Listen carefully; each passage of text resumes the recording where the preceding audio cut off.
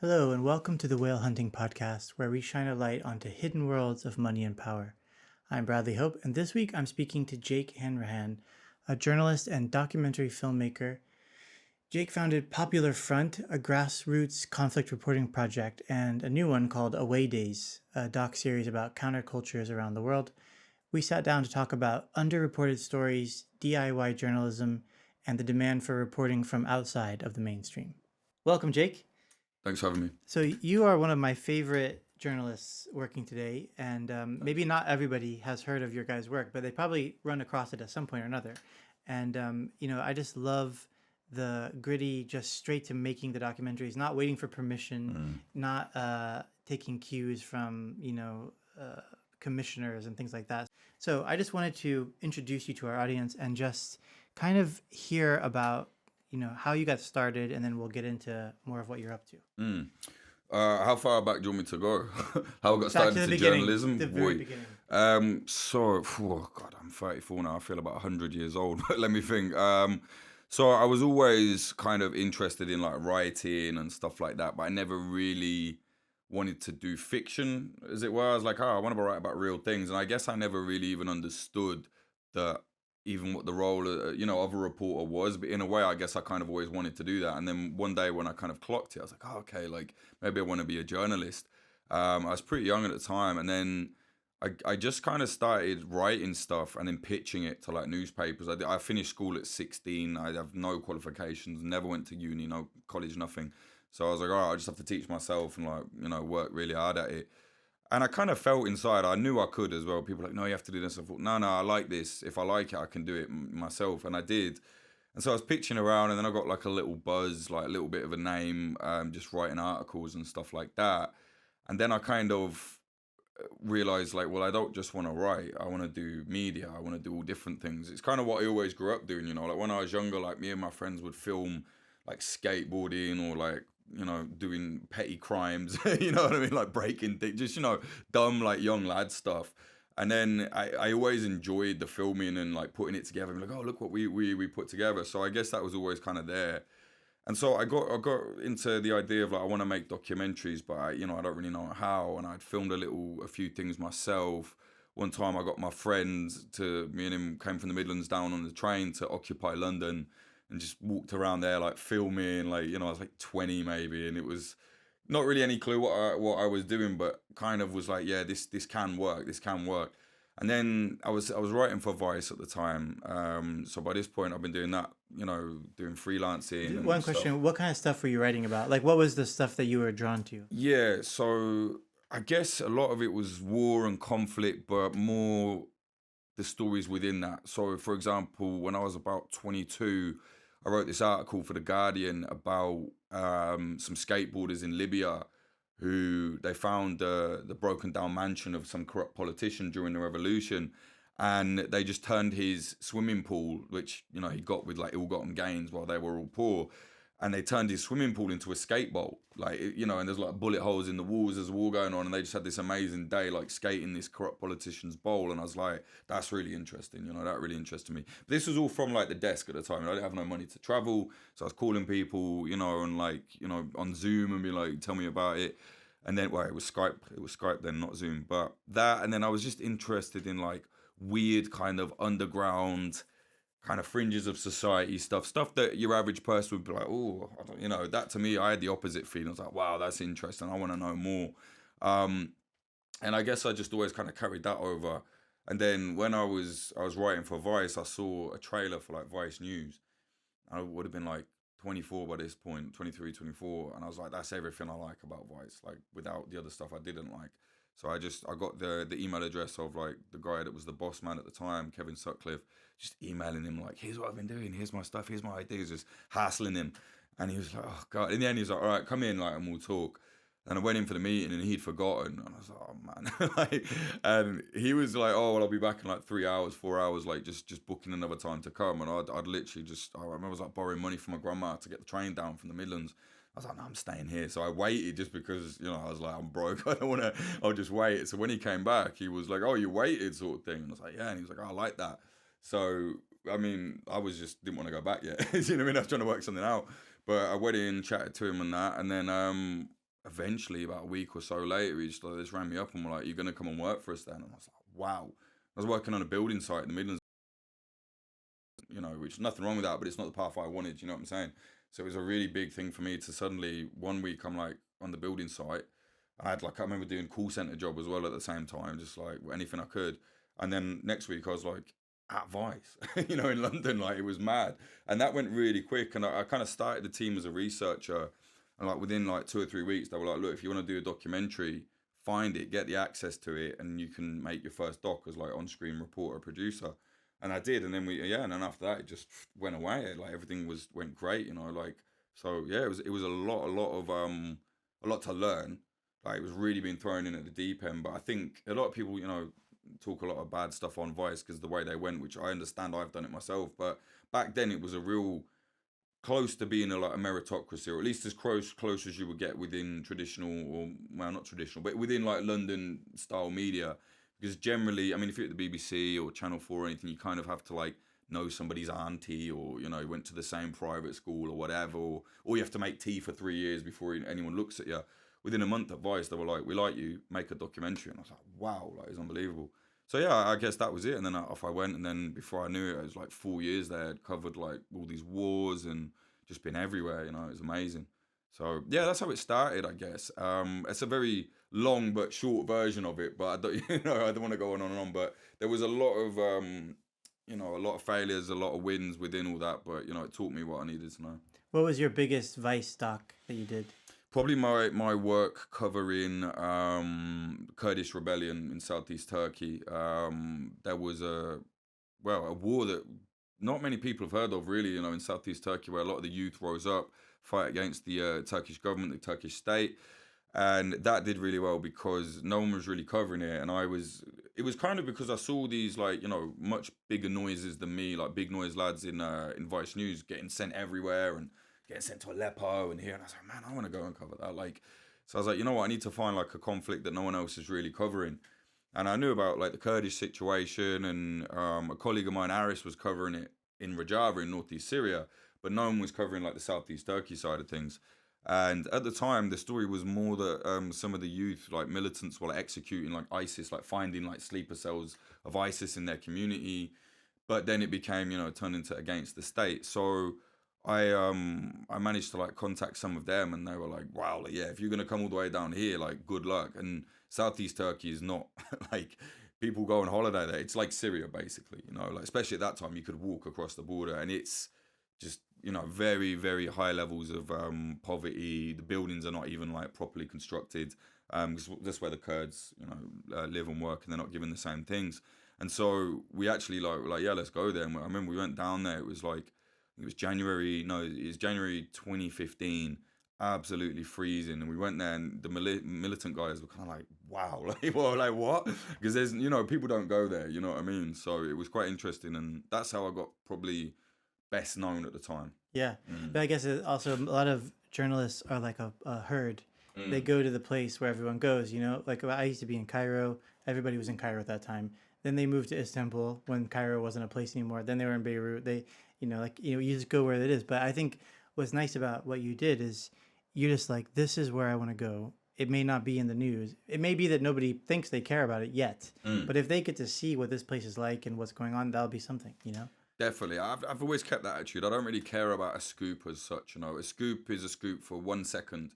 Then the second it's out, it gets kept covered on like heavy, or like everybody just, just kind of regurgitates it. And no one else apart from journalists care about scoops. And I always have the rule that I will never make journalism for other journalists. I think there's a big problem in our industry where journalists make stuff to pat each other on the back and, go to the frontline club and say how great everybody is, and just zero interest in that, personally. Not that they're bad or anything like that. It's just not my thing. And I get it. A lot of them see me and they're like, oh, look at this clown. He thinks he's reinventing the wheel. No, fair play. You can say that. It's fine. But I like what I'm doing and I like how I do it. And I just think, not necessarily at odds, but just a different way of doing things.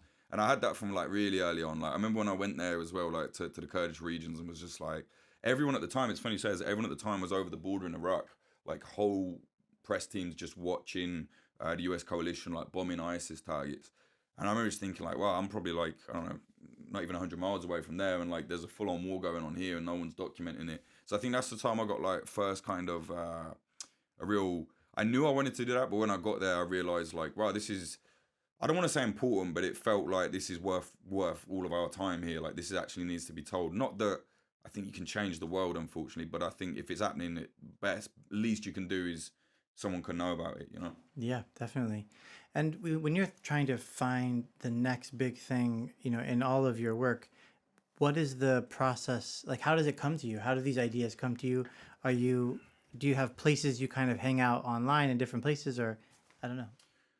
It's a good question because I don't even really know sometimes. And yeah, I do definitely hang out online, like in a way of not the new way of hanging out online where people just argue on the internet. And I just think that's boring. But definitely been like a very online kid. I was like completely unregulated internet access from like 9 years old. Like my granddad got arrested solely, bought like a computer and was like, oh, we've got to get the internet because that's a new thing. He was always like, looking ahead.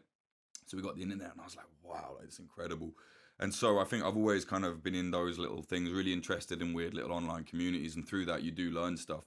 But more so, I think as I've been doing this now for like just over 10 years, and I've got a good reputation for it, never burnt anybody, never like lied to anybody. Even if, I've done work with like, not done work, we've done work against like really awful, like, ISIS or like neo-Nazis or whatever. And I'm like, no, like I hate you, like, but I want to do this and I want to know what you think about this. But don't get it wrong, like, I'm not going to pretend I'm your friend. And it's funny, people do, even if they hate you as well, they're kind of like, all right, that is. I think that's more honest than being like, oh yeah, mate, like let's get this. It's just like you have to be upfront, and I think people appreciate it. But yeah, through that, I think I got a pretty good reputation, and now it's at a point where like I just know someone for everything. Like I'm not. That sounds big-headed. I don't mean like I know someone for everything, but I think he'll know about that, or he might know about that, or he'll know someone that knows someone, like this new series I'm doing, Away Days. The first episode is about this new underground no rules fight clubs across Europe. So it's no rounds, no rules, no gloves. You fight on concrete, biting, eye gouging, stamping on the head. Everything's allowed. It's crazy. And we filmed at like 4 or 5 of them now all across Europe. And the way I heard about that is I have a friend who's like a football hooligan, and he was telling me about it. And because obviously people like that know about these things. I was like, wow, like that's about as extreme as it gets. And just through that, I kind of found out about it. And then I looked at who was doing what. And then I contacted a British guy that does it. And he was really, really involved in like very at the center of the kind of group that started this, and was very like, oh, I don't know about journalists, da da da. But I come from like a kind of fighting background in that I been going to Thai boxing since I was like 14. I kind of grew up in that gym because it's a community gym, and that's all my friends, that's all my family almost. And so he was like, oh, you kind of get some level of, men like to fight or whatever, and it can be constructive. Not that I'm saying no rules is, it's a different thing, but he kind of trusted a little bit. He was like, oh, so you do this. I said, yeah, I do this and that. Like nothing to what he does, but, so through that, he was kind of like, that's a bit different. That's a bit weird, So he was kind of gave me the time of day.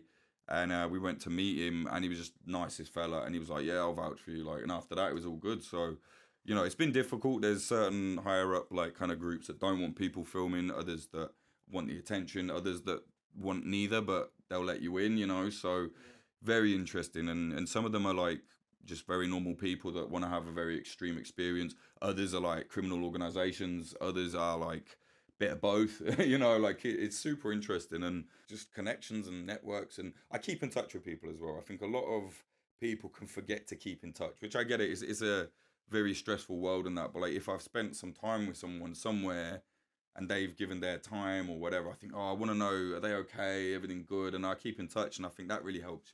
Sometimes I feel like journalists have stepped back from what is actually real, and they've created this new way of being where you just have people that you call because you need something, or you see journalists go and work in the Middle East, and then suddenly everybody work with is their like closest friend. But then when that person needs something other than a story, they don't want to know. I've seen it happen. So that to me is not like a real way of doing things. I think you have to be the same way all the time.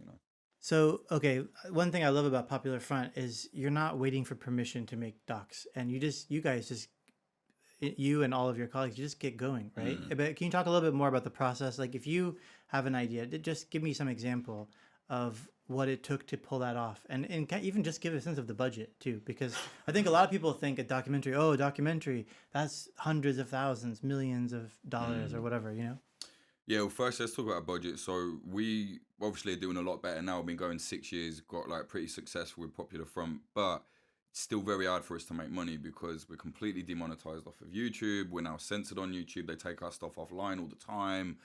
And we don't make money. We don't take money from people that we don't really like all of our sponsors.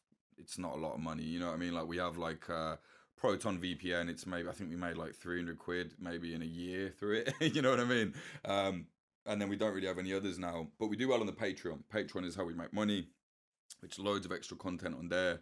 And then we do well, we sell merchandise, believe it or not, funds a lot of stuff, but still it's a struggle. But to your point, there is this myth that the media industry has created for itself where like they'll tell you a budget for something like, oh yeah, it's 100,000. You're like, are you mad? No, it's not, you know. And the reason for that is everybody has to get their share within the media industry. So it's like, oh, the woman that's this someone I used to work with, woman that was always like booking the travel, she would always explain that like she was kind of a part of that budget, if that makes sense. And I was like, oh, okay, so this budget is going to them, and then you know what I mean. So and then for example, the guy that gets the kit, part of that budget is going to him.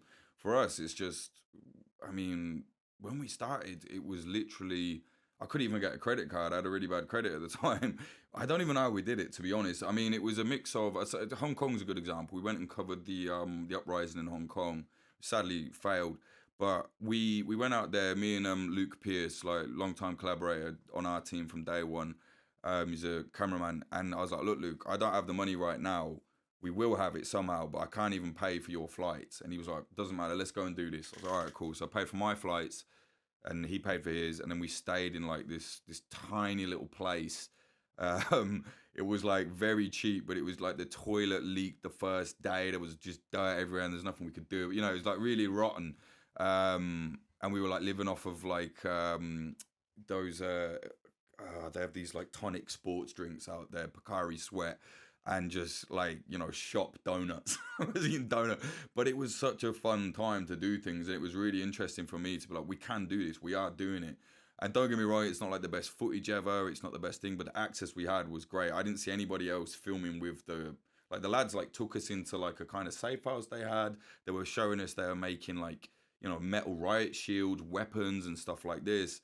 And we were right in amongst everybody when we were filming. I mean, if you see our footage, you'll see a lot of us are next to the protesters and the rioters and the you know, the more hardcore elements of it, the frontliners they called themselves.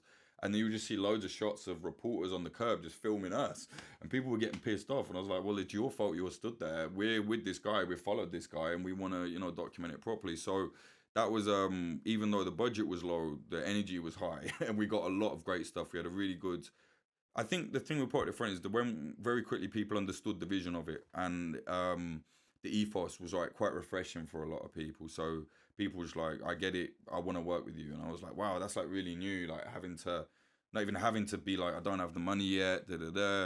And then through the years, we've always like, you know, stuck with those people and stuff. And don't get me wrong, we're not like flying now, but we don't know, let's say we can spend 10,000 on a documentary. We can get a doc that looks like something that was 100,000 on like 10, easy. Do you know what I mean? Easy. I mean, we don't even spend 10, to be honest, 5 to 10, and we make a loss on that, but it's all proper. And it's because we have a small, tight-knit team. We know what looks good.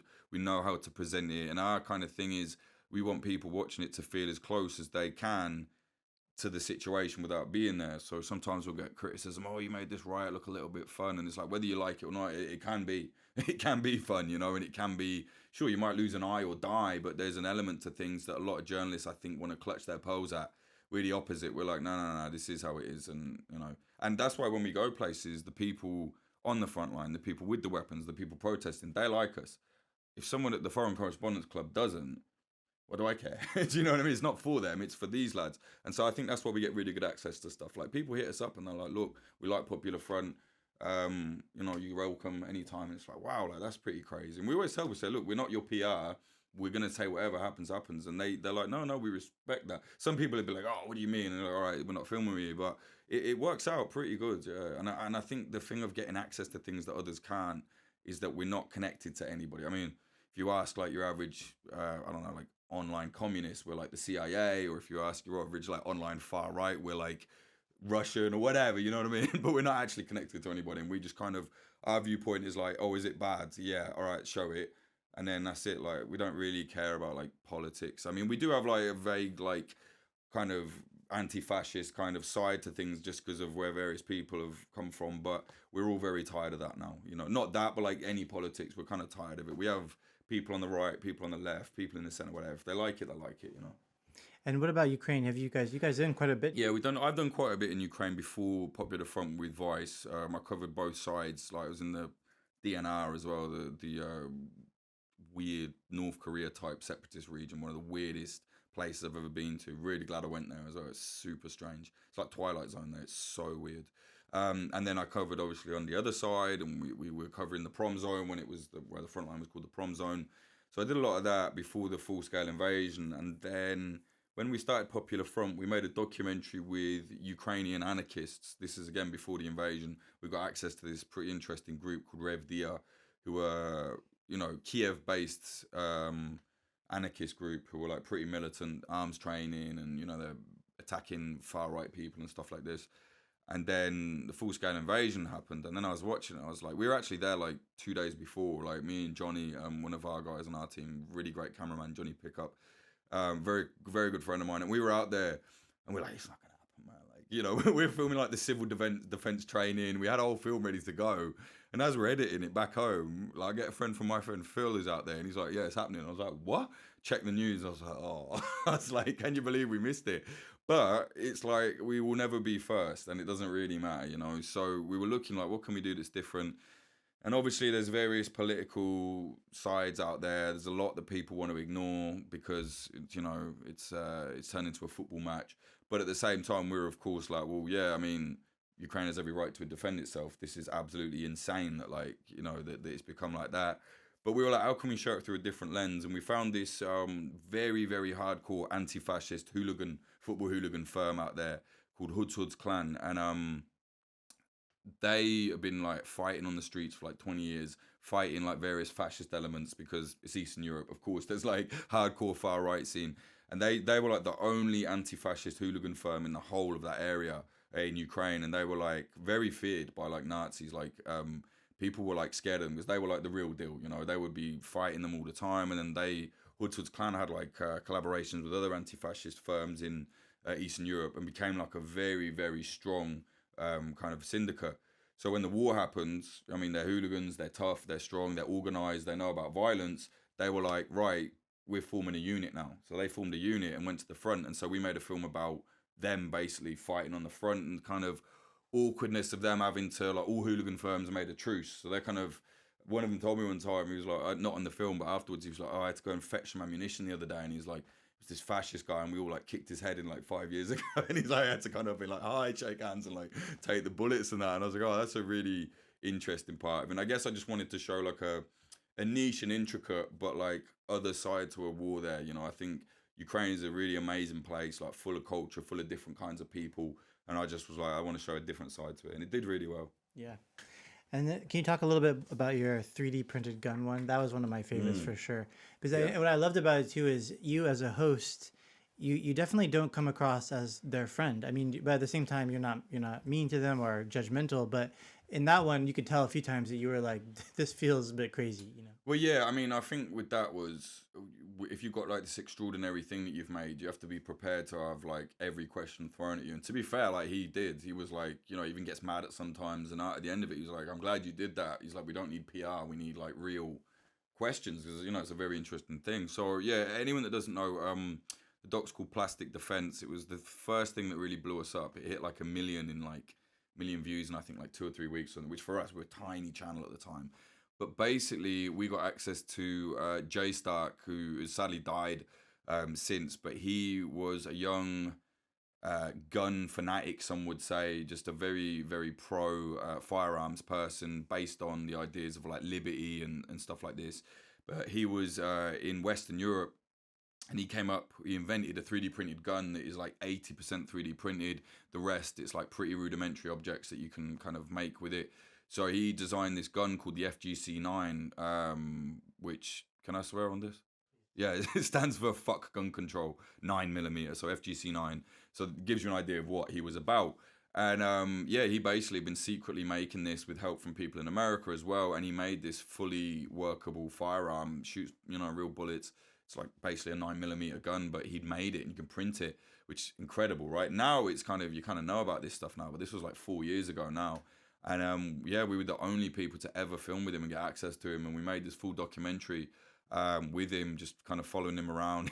We go to his little workshop, he's showing us the guns, and then we go to this, God, we hiked for hours into this huge forest to test fire the thing, and he shoots it. And it was really, as it was happening, rarely do I get this. You're like, I don't know if this will work, and you realize in the edit it works. But as it was happening, I was like, this is mental. Like, this is massive for us. You know what I mean? The implications that has, that everybody can 3D print a gun in their bedroom if they have the right know-how. It's very complicated, but I've always had the argument of like, well, if you put your phone down for 2 days and stop scrolling and stop doing this, not advocating for it, but I'm just saying if you did that, pretty much anyone can work it out.